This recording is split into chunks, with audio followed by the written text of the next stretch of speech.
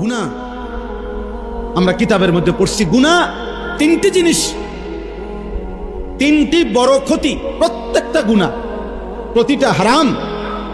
নারী, ছবি, জিনা, ব্যভিচার, মদ, জুয়া, সুদ, ঘুষ, কিস্তি, হারাম, নাচ, গান, বাদ্য, অশ্লীলতা, বেহায়াপনা, অসভ্যতা, নোংরামি, আল্লাহর নাফরমানি।